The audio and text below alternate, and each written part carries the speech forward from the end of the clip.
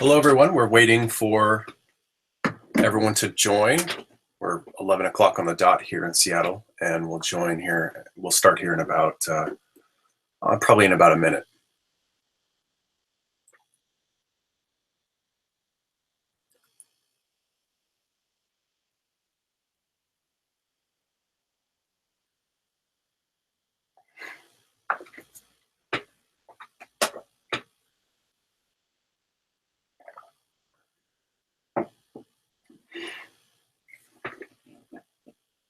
So I can't, if you're trying to speak to me at all, unfortunately, I can't hear you. That's one of the limitations of on-air broadcasts with Google Hangouts. But thanks for joining. And I'm really excited to get started and share all this great information with all of you.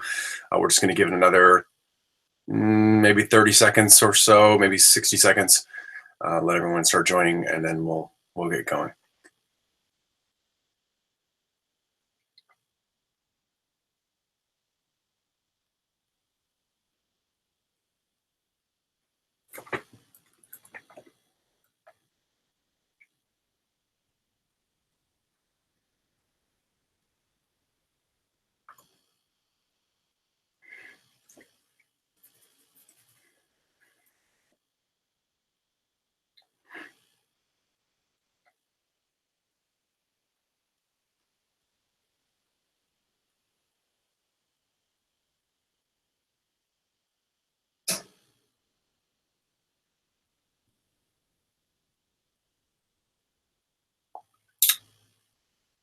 Okay, I think we're going to go ahead and get started. We have a few stragglers, I'm sure, that will show up probably midway through the session.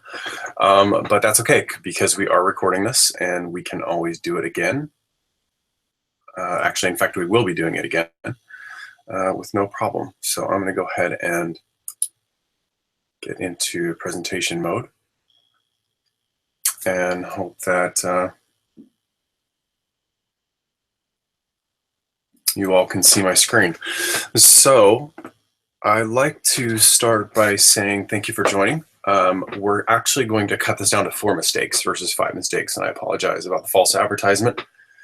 But I felt like the top 4 were the most important, and also I wanted to spend a little bit more quality time in discussing the top 4 mistakes that I've seen other people make, especially travel companies, agencies, and tour operators that I've worked with when rebuilding their travel websites.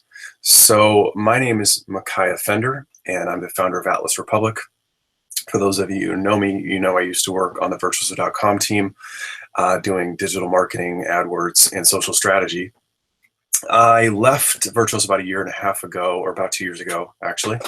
And it's, I started working with tour operators and a couple of agencies and rebuilding their travel sites. And what I realized especially from having a marketing background and perspective, is that a lot of them, they were trying to recreate their business card online, or they were recreating their old website that wasn't doing very well in the first place, with the new website that just really, in essence, looked better. There was nothing different in terms of its overall appeal to travelers or its content. And what I found is that they really needed a change of mindset, not necessarily just a change of website, because the way the modern traveler works today is very different. Actually, I would say even the way the travel works online, buying travel online works, is very different than what people might expect. So, my goal is to help all of my partner friends and my travel partner friends figure out, what the mistakes were that I've seen other people make, and then also how they can avoid them themselves. And that's what we're going to get into today. So before we start this circus, I wanted to point out that you can ask a question at any time during this session by clicking on the grid icon, top right-hand side of the screen, and there's a little Q&A section that pops up, and you can ask a question in this Q&A section anytime. Now, I won't see it during the presentation, but if you want to ask one, I will review them at the end of the session and answer any of the questions that I see. So again, it's just using the grid icon at the top right and getting started from there. So let's talk about what you're going to learn during this session. First, you're going to learn a little bit more about yourself, which is always fun. What type of content you need to create for your new travel site, how a travel site should qualify leads, right? How it should attract and then qualify them, and then how to actually track all of this, track what matters. I'm going to talk about what actually matters, because what you think matters may not necessarily matter. And then we're going to skip the fifth mistake, how to engage your team. That's really a session in and of itself, but we'll talk about that maybe another webinar series. But for now, we're going to skip to good parts, which is giving you some free stuff that we've spent years on, literally years, putting together and refining and perfecting, that you can use for your own project, or maybe if you already have a site you're happy with, you just want to improve the strategy and the content, then you can use these templates and guides. So I want to start with a theory. And this is actually a theory that's, in the scientific sense, was actually proved by a few scientists in the late 70s, early 80s. And it's called the broken window theory. And you may have heard of it. The idea is that a couple of scientists got together and they proved that when a building in a neighborhood with a few broken windows goes unrepaired, the tendency is for vandals to come, start breaking more windows, start leaving graffiti on the walls. Pretty soon crime accumulates and starts to become prevalent in the neighborhood, and it just goes from there. They also did a study where they left some litter in a parking lot that was not picked up, and then pretty soon more litter started to accumulate, and then pretty soon car windows started to get smashed in, cars were stolen, and crime escalated from there. So this is the exact theory, this broken window theory. This is the theory that Rudy Giuliani used to drastically clean up the streets of New York within 1 year of cracking down on small petty crime. And that was his strategy, and it paid off big, because if you know New York now and you knew New York in the 80s, they're vastly different places. So this theory, called the broken window theory, I think is a great analogy of what's going on in the travel industry. And I'm adopting this theory and calling it the broken brand theory, because if you don't take care to clean up every aspect of your brand, especially in the mind of travelers who would probably otherwise be really good clients of yours, when they visit your site online, if they don't see that your brand is cleaned up and there's no broken windows, so to speak, meaning that it's not left in a state of disrepair, and that it's modern but also relevant to them, then it not only calls into question your particular business, but it calls into question the entire agency model, or the entire business model for travel. And this is super important, because with this sort of why you need to do this, and you may already have a good understanding, maybe an intuition that you need to clean up your brand. You need to do something, but maybe you don't know what to do. Well, this is a good why you need to do it. Now let's talk about the how and the what. And I want to start with mistake number one.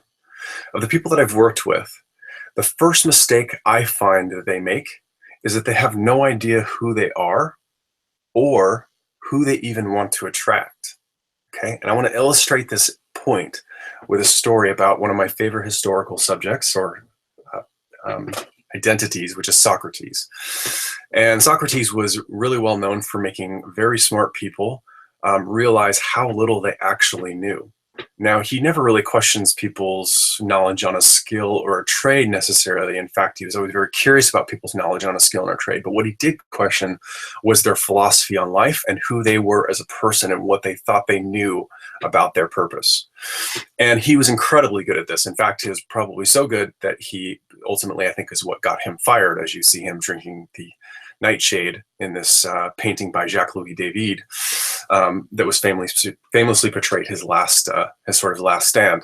So my favorite stories about Socrates was one where a young Euthymides, who was a young man who was wanting to get into politics in the Republic, and he approached Socrates to ask him how he should pursue his dream of getting into politics. And Socrates, of course, started to question young Euthymides, as he's known to do, using the Socratic method. And after a few rounds of questions, the young Euthymides quickly capitulated and obviously stated that he obviously knew nothing about himself or about politics or about life in general, as Socrates is so good at doing, making people realize. So Socrates, Socrates then his question became, well, how do I render myself more capable of understanding? And Socrates says, well, have you been to the Temple of Delphi? And he says, yes, I've been there twice. And he says, well, have you read the inscription on the front of the temple? And he says, yeah, I've both times I've been there, I've seen it. It says, know thyself. He says, it's not enough to have read it, but do you understand it? And what Socrates' point was, is that if you don't know who you are, then you don't know what you'll ever want. And you don't know who you are because you don't ask yourself the difficult questions, right? And that's what Socrates was so good at, asking the difficult questions, ones that really make you think about who you are and what you want. And yes, I just use Socrates as a way to relate to your website. But the point is if you don't know who you are, you'll never know who you want to attract. And as a business, maybe even you know who you are and you know who you want to attract, but you're not doing a good enough job of explaining this and conveying this online in a digital format. Right? So that is a good illustration of figuring out who you want. But I want to illustrate this a little bit deeper with a story. And we're going to call this the traveler's journey, right? We're going to start at the center of our story is a fictional character named Amy. And then we have no idea who Amy is, or even that her name is Amy. In fact, this is completely made up. But she is visiting our website for the first time. Right? She's visiting your travel website right now. So tell me, why is she here? Well, she could be here just out of curiosity. She could be here to get inspiration on a destination she wants to visit. She could be here to make product comparisons, right? Or to actually book something, or talk to an advisor, or to find out more about advisors. The problem is we don't really know why Amy is here, or even how we can help her, right? She's visiting your website, and we don't know why. She's here because there's no obvious way to ask her. Google doesn't reveal search terms anymore, so there's no way to figure out how she got there. And referral source from Google, for example, is really not enough. It doesn't tell you anything about why Amy is visiting your site. It just tells you where she came from. Right? So this is a problem. Now, to make things even more difficult, which Amy is actually visiting your site today. If you've heard about the travel buying process, you know there's distinct phases that people go through when purchasing travel. Right? And to make it even more confusing than that, in each phase, Amy, our fictional Amy, may have different needs. So if she's in the dreaming phase, she may need to be inspired, to be informed, or to be guided. And her needs are very different than in the booking phase, where she needs to compare options and actually get the best value and actually pull the trigger on something. Right? So each phase represents something different. And if you've heard of this before, you understand that. But if you haven't heard of the travel buying process, or the travel life cycle, or the travel buying journey, as we call it, then what it is a simple set of phases that people go through when purchasing travel. And this is pretty common among travel marketers. However, there is a difference between some travel marketers and how many phases there are. We've identified 6 in our research, 6 distinct phases that people go through. And in each phase, people have different needs. This is as simple as that. In the dream phase, they're figuring out where they want to go. They don't know what they want to do yet. In the plan phase, they know where they want to go, but they just need to figure out their options and what to actually that would be the best fit for them. And in the book phase, they're actually looking at value and price. And in the prepare phase, they're getting ready for the trip, and then they're traveling, and then they're reflecting. And so there's 6 distinct phases that we've identified. And this is nothing new. This has been around for a little while, but this is important to what we're going to talk about. So back to our story about Amy. If we don't know why Amy is visiting your site, how can we provide a relevant and meaningful experience? And that's important because relevancy is everything. Look at Google. That's what made them what they are, is providing a relevant search result to a searcher, right? A meaningful and relevant experience. That's everything. So pretty confusing, right? It's a lot of information. Let's clear it up. I want to introduce a concept called the inbound methodology. Now, this may sound a little bit abstract, it may sound a little bit complicated. Maybe you've heard of it before and you're not sure what it is, or maybe you do know what it is. It's been around for a little while, and it's a simple concept, very powerful concept. And basically all it means is stop selling and start providing value. It's as simple as that. We're going to talk about how your website can do that. Now, I want to give you an overview of the inbound methodology and how it works, and then we'll get into some details on how it actually translates to a travel website and how effective this can be for you. So back to our story about Amy, right? Amy being in the travel buying cycle, in the dreaming phase, for example, where her needs are to be inspired, to be informed, to be guided. She doesn't know where she wants to go, right? These are the people that most people avoid. They don't want people who don't know where they want to go. They want people who know where they want to go and what they want to do, and they want to help them figure that out. Well, in Amy's case, she doesn't know where she wants to go and what she wants to do. She just knows she wants to travel. She's an itch to travel. So in this phase, you would create content that basically speaks to Amy's needs, right? This is how you're going to attract someone like Amy. And this content should be around something very general, like blog articles about a destination, big, beautiful travel images that you use on social media, general video on destinations, splashy editorial content. All of these things are general about travel specifically, anything that inspires someone like Amy to travel. And in the planning phase, her needs are very different, right? She knows where she wants to go and what she wants to do. Now she just needs to validate her options and pick out the best options for her.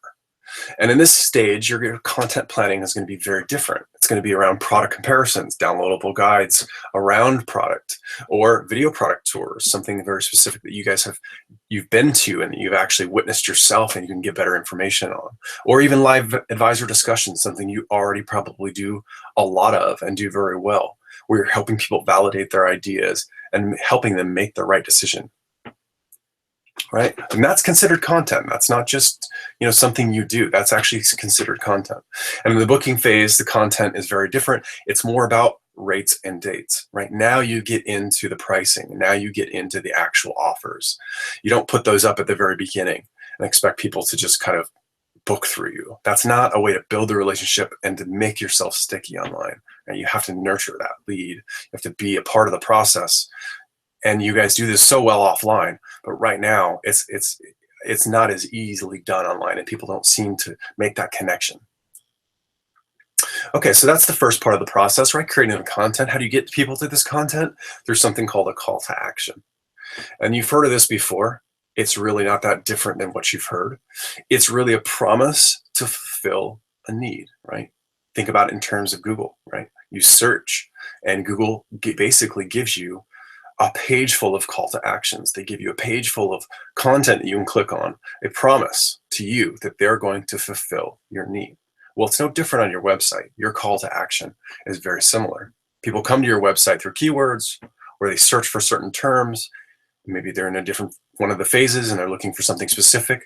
Well, as you get searched and you get found, or if they come to your website and they look through your content, these are simply call to actions, or simply a way to get them to the right content. And we'll talk a little bit more about this, but this is an example of what one looks like.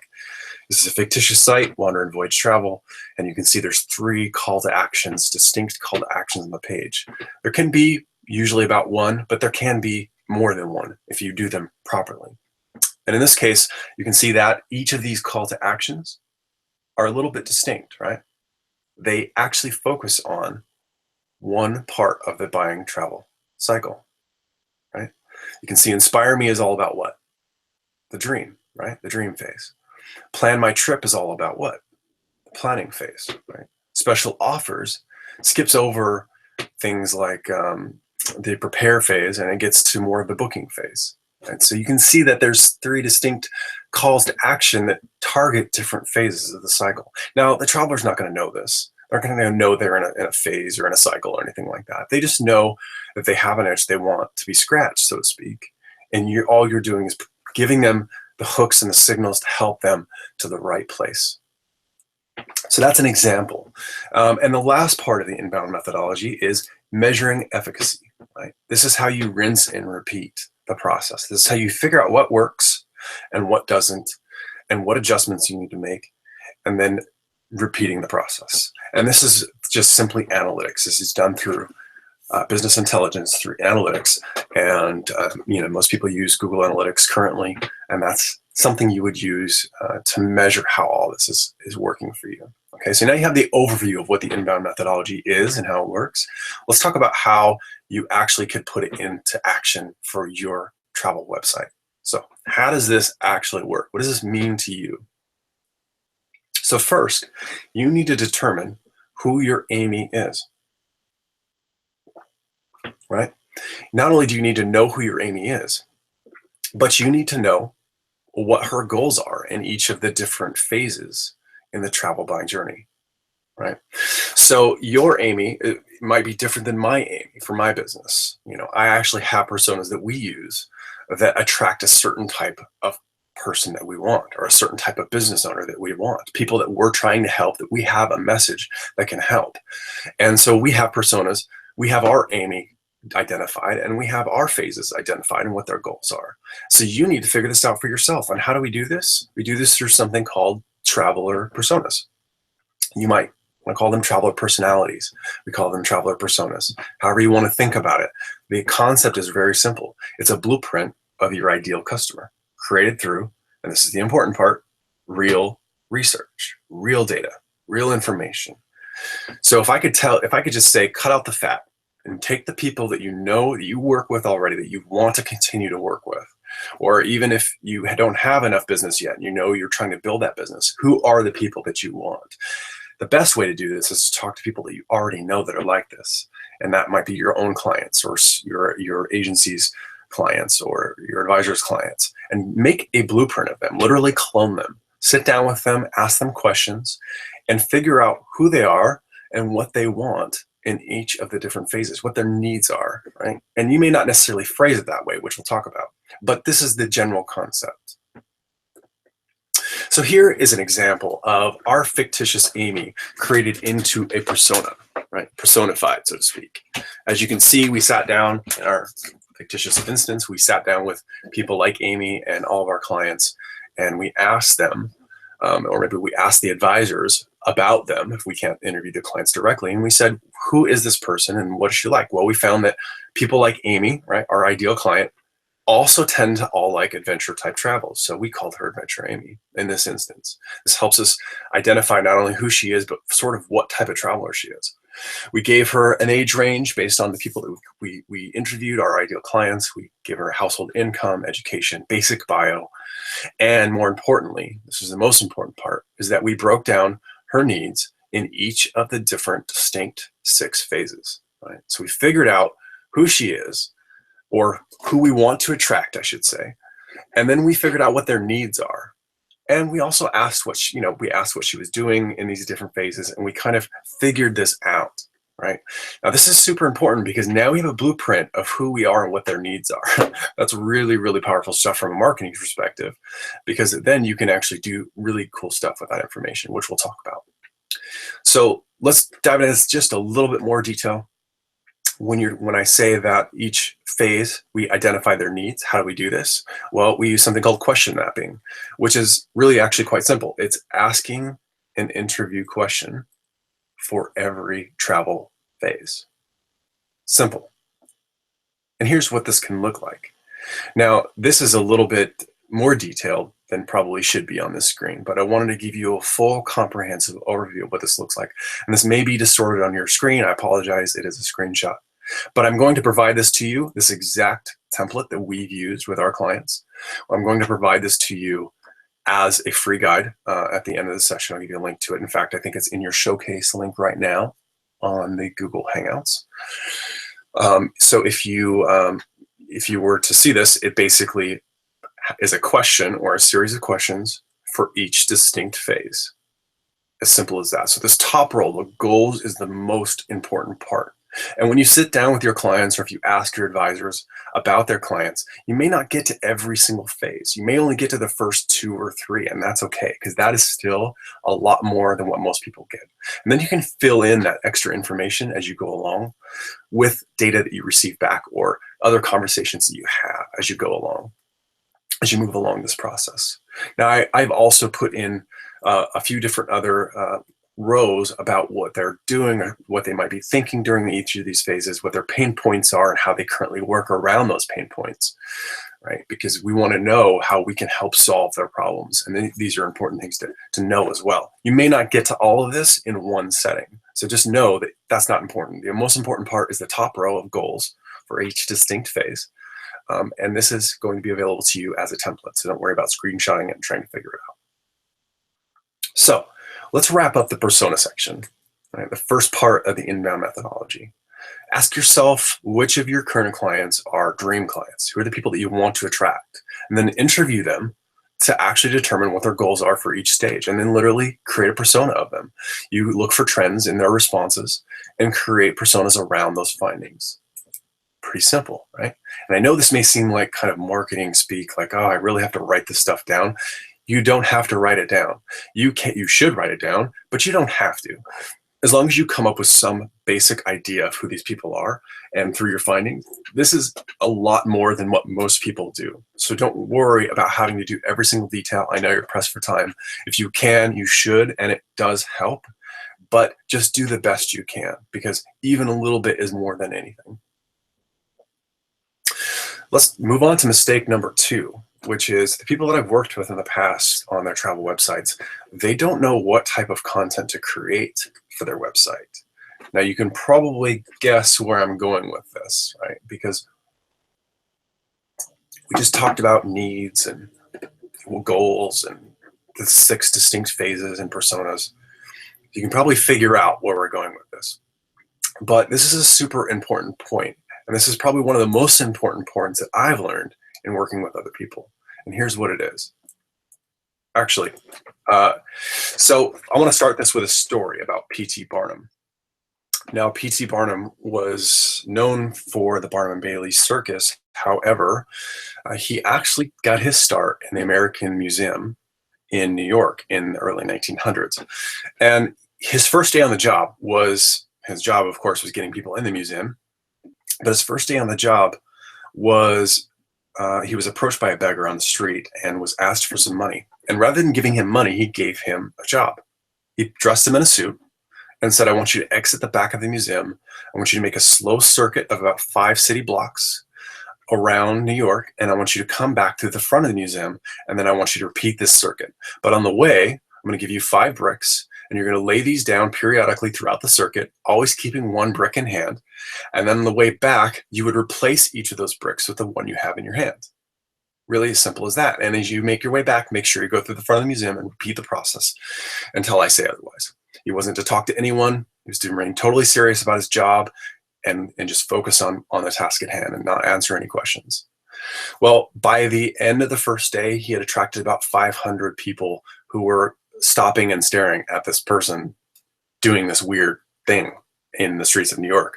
Now, of course, in today's age, this person would be completely ignored because this happens all the time, probably. Things like this happen all the time in New York. But back then, this was a spectacle. No one had ever seen anything like this before. They didn't know who this person was, where he'd come from, and why he was doing this thing with the bricks and looking so serious about it. Well, people started to accumulate, and then pretty soon people would come to the museum, follow him in the front door, and guess what they had to do when they came to the front door? Buy a ticket to the museum. They would actually follow him through the museum and debate what this person was doing and how the museum was involved and how they were, what the point was. Well, by the end of the second day or the third day, they had accumulated so many people that the police had to issue a cease and desist order, telling them to completely shut down the whole spectacle because they were impeding traffic, and that's not good in New York, even back then. So they actually ceased and desist, of course, and P.T. Barnum was later quoted as saying that every crowd has a silver lining, right? If you have a brick man that's compelling enough, people will stop to see your brick man, and eventually, given a gentle nudge, they'll pay to see and enter and see your exhibit, right? So what he knew, his point was, is that you, and how this translates to a travel website, you're probably wondering that right now. I'm a history nerd, so forgive the history lessons, but I think it's fascinating, and it's also a good parallel to what we need to talk about, which is you need a brickman, right? You need content so compelling that people are willing to stop to see your circus, so to speak. Now, you know, if you've done the work, you know what the needs are for every person, right? I'm sorry, for your persona. You know what the needs are for every phase. So now you just need to map the content to each of those needs, right? And the content becomes your brickman. It's the one that attracts the people to your circus. Right? We do this through content mapping. This is very similar to question mapping, except that it's all about content. Rather than asking a question for every phase, we create content for every phase. So once we've identified their needs, we can now map out what type of content we're going to create for this persona around the different needs. Sorry about that. Now, I'll talk about this a little bit more in depth, but you can see that I've also added a channel section down here, because channels are important, meaning this is where you're going to promote the content for each of these distinct phases. There are going to be different channels for every phase, and they may overlap, but some may not. For example, you're going to use blogs, pop-up forums, keywords, pay-per-click advertising, SEO, social media ads for something in the dream phase, but you wouldn't use that necessarily for the book phase where you're sending offers, right? You're not going to put offers on your social media account. Now, you can do that. It's not taboo, but how many offers have you really had booked off of social media, unless they were from people that you've already nurtured, that already trust you, that understand who you are? So let's wrap up the content section. So we talked about personas, and now we talked about content.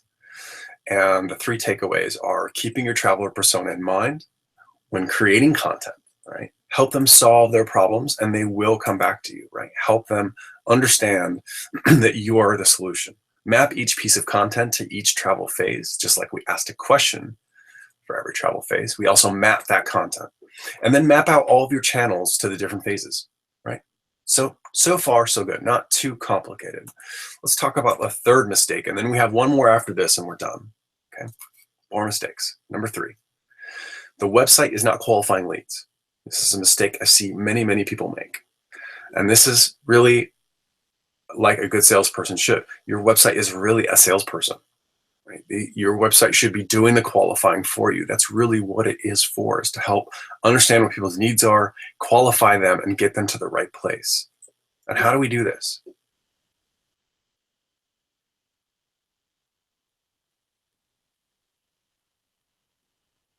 Okay, did you feel that?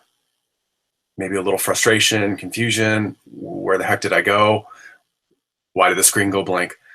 Well, that is what it's like when there's no clear call to action on your website. That is what happens to a traveler when they go to your website and there's nowhere for them to go. Think about when you had a search on Google and you were looking for something specific, and you went to a website that promised that specific thing or solution, and you went there and you were just like, okay, where is this? This is not what I thought it was going to be. Well, that's what it's like when you don't do the same for them. So at Atlas Republic, we have this concept or motto that we follow, and it's a traveler first approach. And we tell all of our clients to take that same concept and apply it to everything they do. Traveler first. The traveler's needs come first. And a call to action on your website is simply a promise to fulfill that need. It promises to the people that are visiting you that you are going to fulfill and deliver on that need that they have, because you've identified who they are, you know what they want. Now you just need to get them there and have them and get them the content they need. So let's take a look at what a call to action looks like. Now, this is a fictitious example. This doesn't really exist, but this is an idea how this works, and this is actually concepts that I see people use all the time.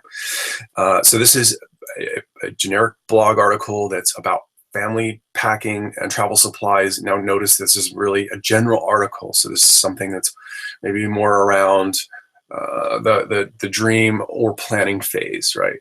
Not necessarily the booking or traveling phase. Maybe preparing phase even, but nevertheless, it's a general article about packing and family travel planning.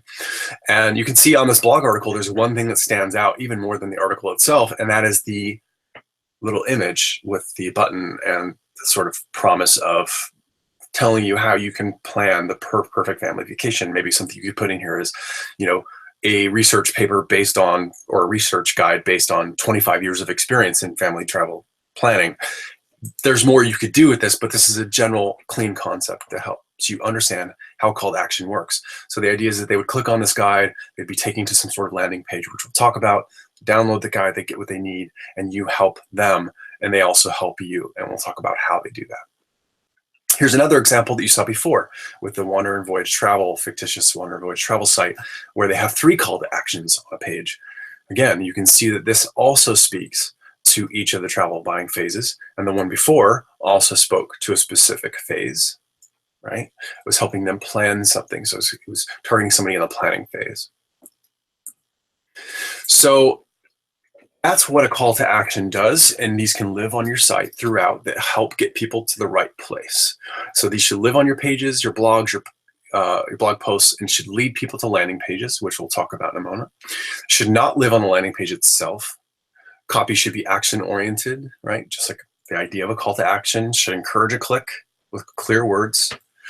Use attention-grabbing design, popping colors on a simple page works the best. And use strong on-page placement, but more importantly, test the heck out of these things, because not all call to actions are created equal. Some might blend in with the page. People may not see them. Maybe there's too many on a page. People don't know where to click. The simpler, the better, and then test some more. Now you can see this is an example of another call to action similar to the Wander and Voyage one I showed earlier, where there's 3 call to actions, each identifying or targeting a specific phase, right? Helping the traveler get to where they want to go. Now, this does something for them, right? It helps them get to where they want to go, but it also does something for you, right? As the agency owner or the marketer. What does it do for you? Can you tell me, or can you guess what this does for you? If I click on the Inspire Me call to action, this might take me to something that's inspiring, right? General, but what does it do for you as the marketer? What does it do? Can you guess? It tells you something about them and why they're there. And if you remember our fictitious story about Amy, we didn't know why she was there, right? So we couldn't do what? Provide a relevant experience, right? So if we know more about why somebody is on our site, and we've created content and calls to action that help people identify what they need and where they need to go, but it also, when they click on these things and that they start, responding to these signals on the site, it helps us understand who they are, what they want, and helps us then be able to provide a more relevant experience. And if you remember our concept about Google and how their whole claim to fame is relevancy, then this should tell you how important this is, right? And there's so many things that you can do with this in terms of providing relevant experience. And we can talk about that a little bit more. Not too in-depth here since we don't have a lot of time, but that is the goal, right? That's kapow, right? That's what we want to do in this instance. And that's how we're gonna do it. So to recap this, a call to action is simply a promise to fulfill a need. When they click the call to action somewhere on a blog post or on some homepage or some sort of piece of content that you have, it takes them to a landing page that tells them about what they're going to get and why they should do it. Then, of course, they fill out some sort of survey or questionnaire or some sort of like content. They give you information to get that information to get that information they needed, and then of course they get the information, and then you have their information. A little bit more about them. What sort of phase they're in. What sort of content they're interested in. Now you can start to provide a more relevant experience. You can start to tailor further content, whether that be through email or blog posts, application developments, your website development. Anything you do from that point forward will be based around this information you have. So super, super powerful. Okay, so let's take a look at the takeaways from this. So call to action should promise to scratch the itch of your persona, right? Clear, concise headlines and calls to actions. And be sure to tag all your content with relevant persona and travel buying journey that it targets. Now, I didn't talk about this. I'm going to talk about this a little bit more. But basically, when you create content, how does your system or your analytics know to track that as part of a phase or part of that belongs to a persona, that you're creating content for a persona, right, for their needs? But how does your Analytics know that. Well, you do that through tagging. And I'm not going to get into how you would do this yet, but I'll talk a little bit more about it in the next section. Just important to know that you should tag your content so that your system, whatever you use, whether it's Google Analytics, etc., knows to track that information. But we're going to talk about that, so don't worry about it too much. So, okay, final mistake, and I promise I will shut up. The people that I've worked with in the past, and the people I work with now even, they don't know how to track what matters, right? And sometimes what people think matters doesn't matter at all. And the things that they didn't think matter actually matters. So this is a nerd alert. This is going to get a little bit geeky. We're going to talk about analytics, but I promise you I'm going to keep it simple because I come from the industry and I know that you're creative, passionate, amazing salespeople. Some of the best I've ever seen, in fact. You may not necessarily care about this, but what I'd like to offer you is the chance to show why this cares, but also how it can actually help you do what you do better and actually make it fun and not complicated at all. All right, so let's get into this. I want to start by illustrating, of course, being a history nerd. I want to illustrate with a historical figure who I found pretty controversial, but also pretty just amazing in different ways, and that's Napoleon. So Napoleon, being the military genius that he was, actually got out of the military school at about 25. He got his first command of his first army at 27 years old. If you can imagine commanding an entire army at 27 years old, that's how old Napoleon was when he took control of the Italian campaign. Now, Napoleon, being fresh-faced and really excited about this, got to his post and realized quickly why they were giving him this post, and it was because his troops were completely defeated. They had lost a ton of battles. They were in a total state of disrepair. They had no clean water. Their food was not fresh. They had very little of it. Their shoes and socks were weathered and they needed to be replaced. And the overall morale of the troop was just abysmal. And he showed up, of course, being short, number one, and looking more like a mathematician than a general. And basically people laughing at him, like this is the guy we're going to follow into battle, right? Well, Napoleon got to work really fast. He started by doing something very simple but very powerful, and that was he started listening to people. Right? He started working with them to find out his generals or his soldiers, his commanders, and his actual soldiers. Sat down with them and asked them what their needs were, what was missing, what were the basics that they needed. After he found out what those things were, like shoes and socks and water and clean food and everything that they needed, he went on a big campaign with his higher ups to get everything he needed for his troops. Once he did that, he got all the basics met, and he had built a relationship with these people and earned their trust through these simple acts.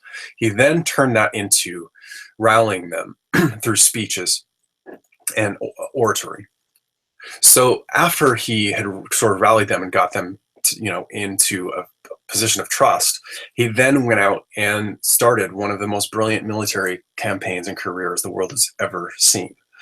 And he did something very simple, which is he listened to people. That's how he started, right? So what does this have to do with analytics, right? What does a story about Napoleon, crazy Napoleon, have to do with analytics? Well, it's actually very similar because these are your signals, right? These are the things that are wrong and the things that are right with your troops, in this case, your content. And this is what you have to look at when you listen to your troops. Now, what does this tell you about what their needs are, what the content is doing or how it's performing, or what the traveler's needs are? It doesn't. Things like visits, unique visitors, page views, those are things that are nice to know, but they don't really matter. I'm sorry, but they just don't. And this is what Google Analytics is mostly telling you. They do get into a little bit more detail with, the visitors flow and the traffic behavior, the actual visitor behavior. But even then, it's on a generic sampled size base. They're not telling you specific information about these people, and they can't because they're Google, and that would be probably a bad thing if they did that. But that's not the point. Is for us, it doesn't help us that much. It's good to know, but not very helpful. So to make it even more complicated, when I go back to our earlier example of which Amy is visiting today, how is Google Analytics going to tell us who Amy is, number one, and then what her needs are in each of the different phases, right? It's not going to be able to tell us that information. So we need to glean that as marketers, right? Somebody who has to market their website. You need to know this information, right? So how is Google Analytics going to tell you that? So it doesn't. And quite simply, I'm going to hate to break this to you. I know this sucks for some of you because you've probably been relying on Google Analytics and you have extras, but we need to create additional tracking. We need more than what Google Analytics offers. And I want to tell you about a few different options you can use to create additional tracking that will give you the information you need to make smart decisions.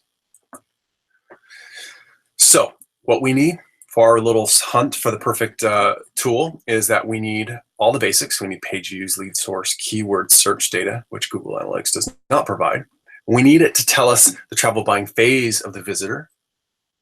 And it needs to tell us the persona that best fits the visitor, and tell us if our call to actions are actually working, they're actually converting people, and that they're helping us to meet our goals. So pretty simple, 4 things that we need to make this work.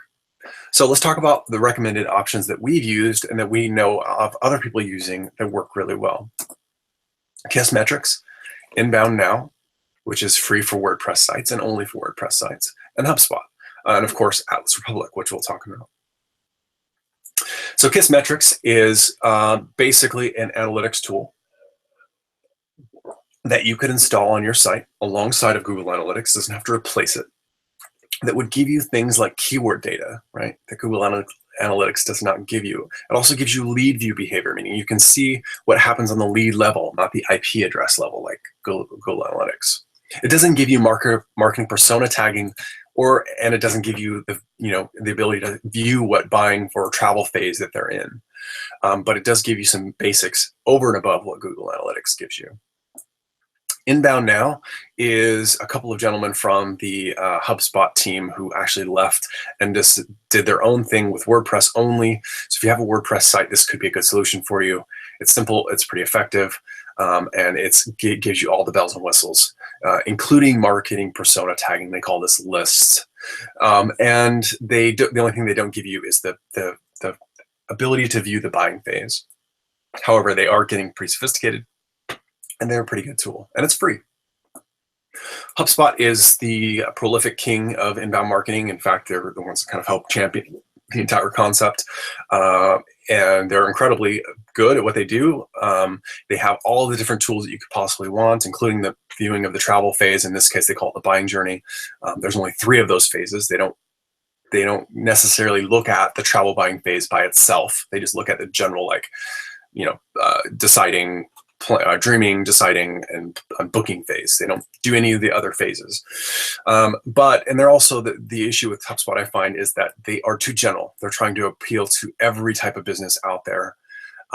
Whereas you need something, I feel, that's more specific, and that's why we created Atlas Republic.